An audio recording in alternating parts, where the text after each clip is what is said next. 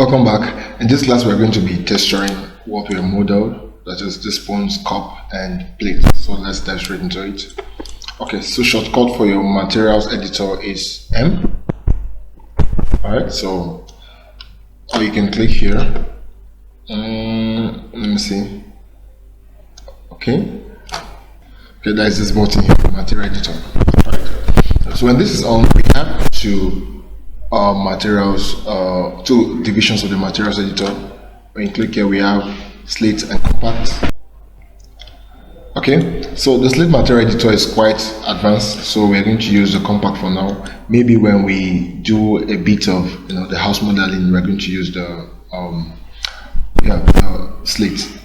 Okay, so since we're going to be using that node, first and first, come to your rendering, go to your render setup.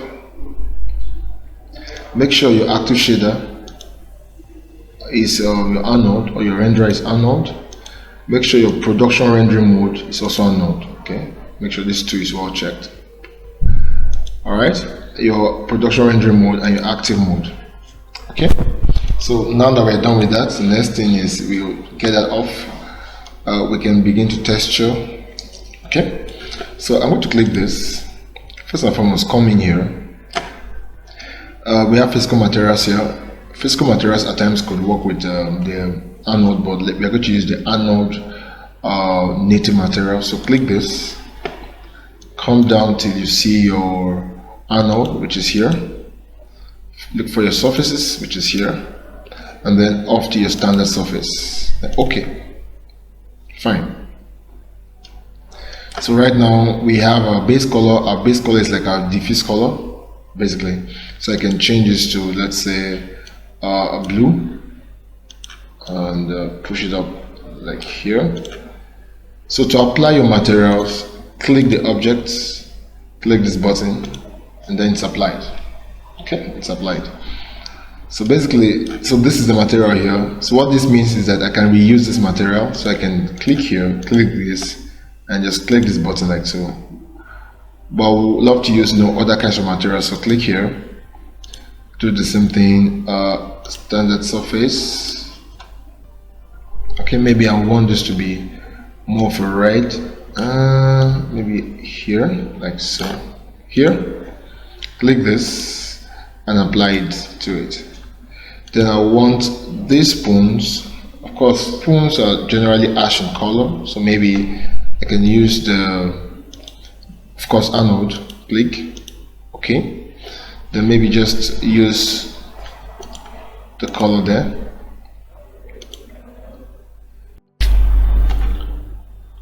Alright, let's go on to model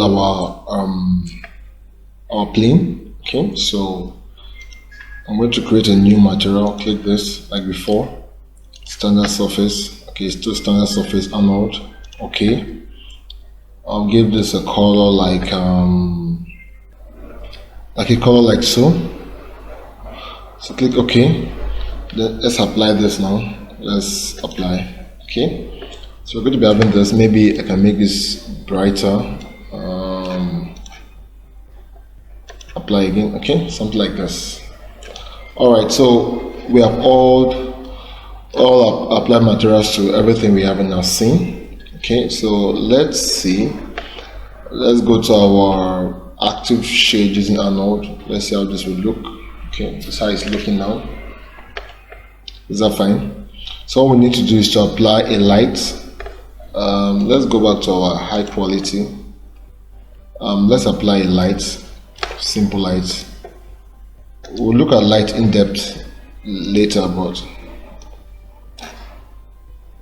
okay, let's take this up. You can see the effect now. Okay, let me take this bit up.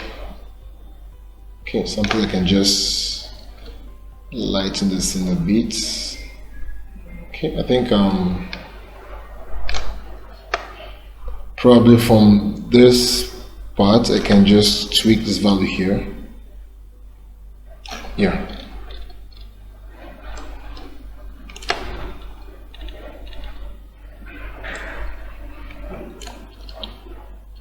Okay, So for balance sake, we're going to use our standard here, but our rendering or render here is going to be updating in real time. Okay, so let's move on with what we want to do. All right. Okay, let me drag. Let me see if I can drag this up a bit. Okay. Yeah, I think this is fine. Fine. Okay. So let's go through some of the things we have here, the write-ups we have here, or the different menus. We have the base. Okay. The base is the actual color of the material. It's more like what the object looks like with no reflections or extra effect. That was why if you click this, it looks exactly like the color here. Is that fine? So this is more like the weight, okay, to control the final look of the material. Look at it here. If I reduce the base for this plane, what will happen? The color goes downwards. It reduces in its intensity and back. Okay, so that's that for that. So your base roughness controls how smooth or rough the surface will look. If I increase this to 1, as you can see on your screen, it gives us a more very diffused or chalky look, while if I reduce this to let's say 0, okay, surface. Is that fine? So let's move on. Specular. What specular does basically is that it determines the strength of reflection. Okay, so same here. We have our weight. We have our. Sorry, I've been tweaking. Okay, yeah. We have our weight and we have our roughness value here. So let's say if I decide to reduce specular. Let's see what this will give us in the long run. Let's leave this at this, right? Then let's tweak the specular for this and see what we call. Okay, the specular is high. Let's take it up to 1. Okay, so why we cannot see the reflection so much here is because our metalness is 0. So of course, we have to increase our metalness, so let's increase it to something like 0.7 and enter. So you can see some kind of reflections there. Okay, so that is that for that. So let's keep this at let's say 0.2. So let's move on, or maybe 0.6 should do. Okay, so that we can have a bit of our reflections there. All right, so as I said, right, this metalness, right, it tells us whether the object behaves like a metal or a non-metal. So if it's on 0, or if it's at 0, it means it's non-metallic, like a plastic, rubber, ceramic, or wood. So I increase this because I want this cup to behave more like a ceramic.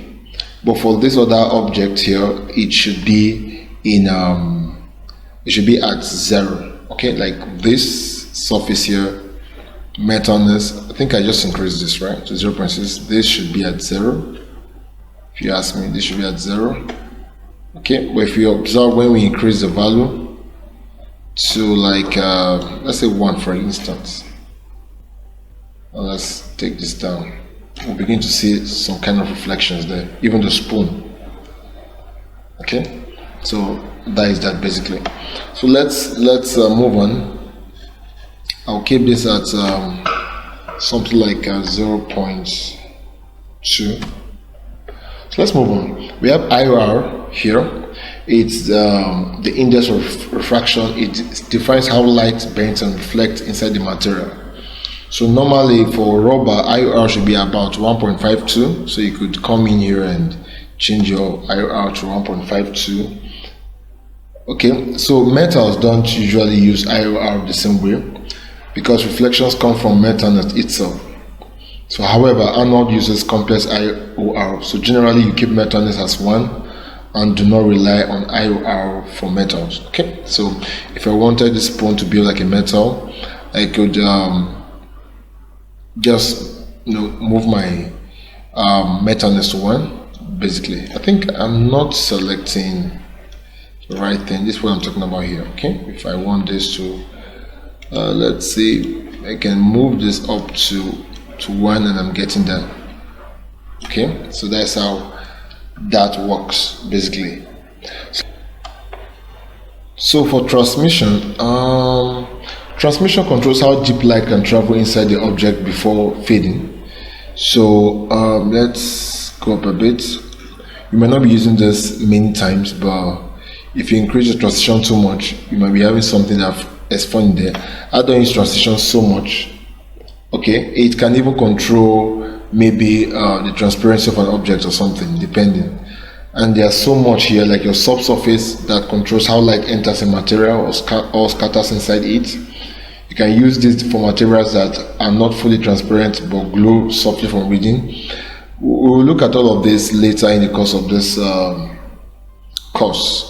Alright, so I think that will be that for our material. So let's see how this look here. Alright, so we can zoom in, but we're going to wait for this to render off. Okay, at times it takes time for this to finish rendering, but mine is done. Okay, so I'll go to my save, come here, I'll save this in my under 3ds Max. Okay, I'll save it here. I'll call it basic. Okay, modeling and texturing. I'll hit my all formats. I will save it as JPEG and save. Leave everything the way they are, save it. Okay, so with this I can then go to my desktop. I think this is what we modeled.